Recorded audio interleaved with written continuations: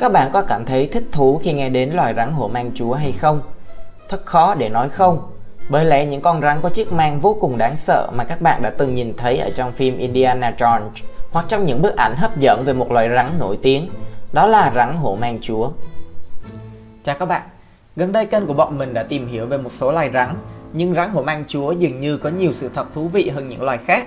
Vì vậy các bạn hãy tiếp tục theo dõi video này để biết thêm những thông tin về nó nhé. Rắn hổ mang chúa là loài rắn độc dài nhất thế giới. Loài sinh vật có nguồn gốc từ Nam Á và Đông Nam Á này thường sẽ phát triển đến một chiều dài nhất định khoảng từ 3 đến 4 mét, nặng khoảng 6 kg. Con rắn hổ mang chúa lớn nhất được biết đến dài tới 5,6 mét và bị bắt ở Thái Lan. Rắn hổ mang chúa chủ yếu hoạt động vào ban ngày, trong khi những loài rắn hổ mang thực sự sẽ hoạt động vào lúc hoàng hôn buông xuống, thì hổ mang chúa lại hoạt động khi trời sáng, nghĩa là chúng hoạt động mạnh nhất vào ban ngày, khá là quang minh chính đại. Sau khi mặt trời lặn, hổ mang chúa thường trú ẩn dưới những khúc gỗ, rễ cây lớn hoặc gò mối. Nọc độc của rắn hổ mang chúa mang độc tố thần kinh có thể gây tử vong. Đối với những loài rắn độc, chúng thường được phân thành hai loại nọc độc bao gồm độc tố thần kinh và độc tố hoại máu. Độc tố thần kinh là chất độc gây ảnh hưởng trực tiếp đến hệ thần kinh của con người hoặc động vật. Mặt khác, độc tố hoại máu sẽ ảnh hưởng đến hệ tuần hoàn và loại độc này được tìm thấy ở rắn đuôi chuông và rắn lục. Tuy nhiên, ở hổ mang chúa sẽ có nọc độc chứa độc tố thần kinh. Rắn hổ mang chúa có thể giải phóng 7 ml nọc độc qua răng nanh chỉ trong một lần cắn.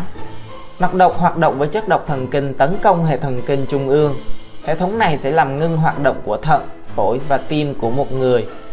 Hơn nữa, 7 ml đủ để giết 20 người hoặc một con voi nặng 5 tấn trong 3 giờ.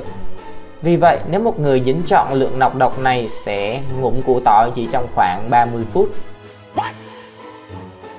Rắn hổ mang chúa cái sẽ làm tổ. Hổ mang chúa là loài rắn duy nhất xây tổ. Khi rắn cái chuẩn bị đẻ trứng, chúng sẽ tạo ra một ổ lá với những cành cây. Ngoài ra, chúng xây những vách ngăn cũng như một tấm chắn giúp cách nhiệt và bảo vệ những quả trứng của chúng. Mỗi lứa con cái có thể sinh đến 50 trứng. Rắn cái sẽ ở trong chiếc tổ đó để canh gác trong vài tháng cho đến khi trứng nở. Ngay từ khi nở ra, con non đã có thể tự chăm sóc cho bản thân chúng và thậm chí chúng có thể cắn nếu cần thiết. Phải mất khoảng 4 năm để hổ mang chúa đạt đến độ trưởng thành hoàn toàn từ trạng thái con non. Một trong những kẻ săn mồi lớn nhất của rắn hổ mang chúa là cầy măng gút. Đối với loài vật mạnh mẽ như hổ mang chúa thì chỉ có một loài vật duy nhất khiến nó phải ái ngại, đó chính là cầy măng gút. Loài động vật có vú nhỏ chỉ dài khoảng 30 cm, nhưng có khả năng miễn dịch với nọc độc của nhiều loại rắn. Là loài động vật ăn thịt, cầy măng gút thường ăn các loài gặm nhấm nhỏ như chuột, nhưng đôi khi chúng được biết là có khả năng chiến đấu và tiêu diệt rắn độc. Cầy măng gút không có ý định săn hoặc theo dõi một con rắn hổ mang, nhưng chúng sẽ tự vệ nếu bị đe dọa. Hổ mang chúa sử dụng âm thanh để tự vệ. Mặc dù hổ mang chúa có thể lội nước và bò lên cây rất nhanh, nhưng chúng vẫn dễ dàng bị các loài bò sát và các loài động vật khác tấn công. Khi hổ mang chúa trong trạng thái cảnh giác, chúng sẽ sử dụng nhiều chiến thuật phòng thủ để bảo vệ chính mình. Gần như toàn bộ thời gian của hổ mang chúa là để chạy trốn hơn là chiến đấu, và chúng có thể di chuyển nhanh đến 20 km/h. Tuy nhiên, nếu bị dồn vào đường cùng, ngoài việc dương mang để trông được to hơn thì chúng còn phát ra những tiếng rền rĩ độc đáo.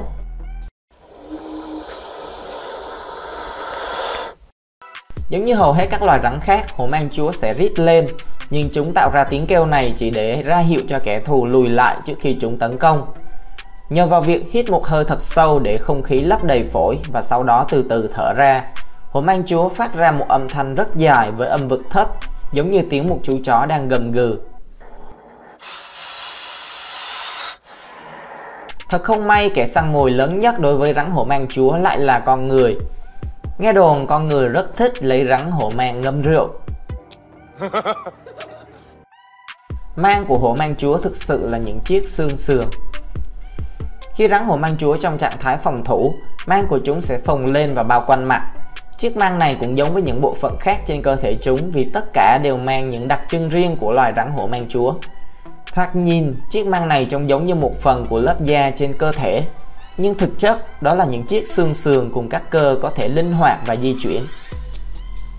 Da của hổ mang chúa có màu xanh ô liu, rám nắng hoặc đen, và chúng có những đường viền chéo màu vàng nhạt hơi mờ trải dọc theo chiều dài của cơ thể. Ngoài ra bụng của chúng có màu kem hoặc vàng nhạt cùng với những chiếc vảy trơn bóng. Đầu của hổ mang chúa trưởng thành có vẻ ngoài khá to và cồng kềnh. Mặc dù cũng giống với tất cả các loài rắn khác nhưng chúng có thể mở rộng khớp hàm để nuốt những con mồi to lớn. Thị lực của hổ mang chúa tốt hơn hầu hết những loài rắn khác. Đôi mắt của chúng đủ tốt để nhìn thấy một người đang di chuyển ở khoảng cách xa gần 100 mét. Rắn hổ mang chúa cũng rất nhút nhát và sẽ tránh con người bất cứ khi nào có thể, nhưng chúng sẽ rất hung hăng khi bị dồn vào chân tường. Về chế độ ăn. Chế độ ăn của rắn hổ mang chúa chủ yếu là những loài rắn khác như rắn hổ mang Ấn Độ, rắn cạp nông, rắn chuột, chăn, rắn roi xanh, rắn nước, rắn sói và rắn lưới Blitz. Chúng cũng săn rắn hang Malabar và rắn hang mũi gù bằng cách lần theo mùi hương mà chúng để lại. Ở Singapore, người ta đã quan sát thấy hổ mang chúa nuốt chửng một con kỳ đà mây. Khi thức ăn khan hiếm, chúng cũng sẽ ăn các loài động vật có xương sống nhỏ chẳng hạn như chim và thằn lằn. Trong một số trường hợp, người ta quan sát thấy hổ mang chúa quấn chặt con mồi bằng cơ thể chắc khỏe của chúng giống như loài chăn. Mặc dù điều này không quá phổ biến.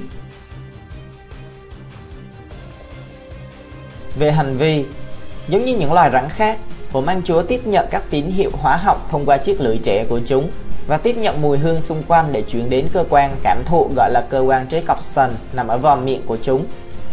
Khi xác định được mùi của con mồi, chúng sẽ giật nhẹ lưỡi để xác định vị trí của con mồi. Hai nhánh song song của lưỡi phát ra âm thanh.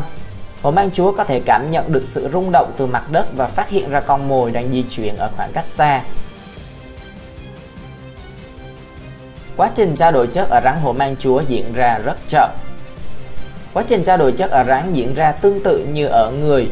Nếu chúng ta có một quá trình trao đổi chất nhanh thì chúng ta cần phải ăn nhiều hơn và trọng lượng cơ thể cũng suy giảm nhanh chóng. Và hổ mang chúa có tốc độ trao đổi chất chậm. Do vậy, tùy theo lượng thức ăn được tiêu thụ mà hổ mang chúa có thể sống trong nhiều tháng mà không cần tiếp tục ăn. Hổ mang chúa là những kẻ luôn chủ động săn mồi. Hổ mang chúa không sẵn sàng từ bỏ con mồi của mình khi có cơ hội. Vì rắn hổ mang chúa có thị giác và khứu giác nhạy bén nên chúng sẽ luôn săn lùng mục tiêu của mình. Điều này đặc biệt hữu ích vì chúng chủ yếu ăn những loài rắn khác. Ngoài ra, do việc nằm chờ những kẻ săn mồi phục kích khác không phải là điều dễ dàng, nên rắn hổ mang chúa sẽ đảm nhận vai trò chủ động hơn trong việc săn bắt. Hổ mang chúa con sau khi nở ra sẽ có chiều dài hơn 60 cm. Phòng trường hợp các bạn nghĩ rằng hổ mang chúa con không đáng sợ, thì chúng mình bật mí cho các bạn rằng chúng vẫn đáng sợ như con trưởng thành. Người ta vẫn nói hổ phụ thì sinh hổ tử mà. Rắn bẩm sinh đã là những kẻ săn mồi và hổ mang chúa cũng không ngoại lệ. Chúng hoàn toàn có nọc độc ngay từ khi nở ra từ trứng, nên tốt nhất có lẽ là các bạn nên tránh xa chúng. Thông thường hổ mang chúa nhỏ sẽ hung hăng hơn vì chúng chưa có kinh nghiệm để sinh tồn. Tức là chưa học được câu tránh voi chẳng xấu mặt nào ấy các bạn. Rắn hổ mang chúa có thể sống đến 20 năm. Thực ra, rắn là loài có tuổi thọ khá cao. Các bạn có thể thấy loài rắn vua thường rất dài, cộng thêm cơ thể săn chắc để chống lại những kẻ săn mồi, nên chúng có thể sống được rất lâu. Tương tự như thế, hổ mang chúa có thể sống đến 20 năm. Hơn nữa, cá thể rắn hổ mang chúa được ghi nhận sống lâu nhất là 22 năm. Rắn hổ mang chúa có thể sẽ tạo ra vết cắn khô. Vết cắn khô là trường hợp mà rắn độc không tiêm nọc độc mà chúng chỉ đơn giản là cắn vào người đó mà thôi. Dù không có độc thì vết cắn này vẫn có hại do nanh của hổ mang chúa dài khoảng hơn 1 cm. Tuy nhiên, những chiếc nanh này không nguy hiểm bằng lượng chất độc có thể gây chết người trong nọc hổ mang chúa. Vì vậy, nếu các bạn bị hổ mang chúa cắn mà vẫn không gặp vấn đề gì, đừng khoe rằng bản thân có khả năng miễn dịch nọc độc giống như cầy măng gút, vì đó có thể chỉ là một vết cắn khô. Rắn hổ mang chúa và rắn vua chiến đấu thì loài nào sẽ thắng? Nếu hai loài rắn này đấu với nhau thì rắn hổ mang chúa gần như luôn giành chiến thắng. Trong khi rắn vua miễn dịch với hầu hết các loài rắn độc ở Bắc Mỹ, nhưng nó lại không miễn dịch với nọc độc của hổ mang chúa. Hơn nữa, rắn hổ mang chúa có kích thước lớn gấp đôi so với rắn vua, Vì vậy rắn vua khó có thể giành chiến thắng ngay cả khi trong một cuộc chiến không có nọc độc. Rắn hổ mang chúa sử dụng năng lượng rất hiệu quả. Nhiều người sẽ nghĩ, đối với một loài sinh vật có khả năng trao đổi chất thấp thì chúng sẽ có ít năng lượng hơn. Vì vậy làm thế nào để hổ mang chúa có thể hoạt động hiệu quả với lượng năng lượng hạn chế do quá trình trao đổi chất cung cấp cho chúng? Đây thực ra là một quan điểm dễ gây nhầm lẫn vì điều này chỉ dựa trên quá trình tự nhiên của cơ thể người, nhưng chúng ta đã xem đó là hiển nhiên đối với những loài sinh vật khác.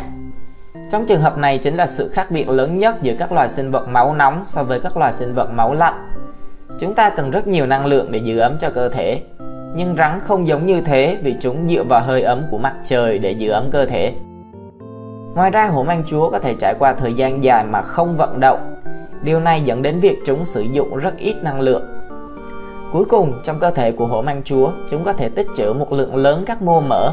Điều này sẽ mang lại cho chúng khá nhiều năng lượng trong thời gian chúng nhịn ăn. Rắn hổ mang chúa thích sống ở những con suối trong rừng cây rậm rạp hoặc rừng thưa, ở những bụi tre, những khu nông nghiệp liền kề, những đầm lầy và cả rừng ngập mặn. Chúng thường ở gần suối, nơi có nhiệt độ và độ ẩm tương đối ổn định.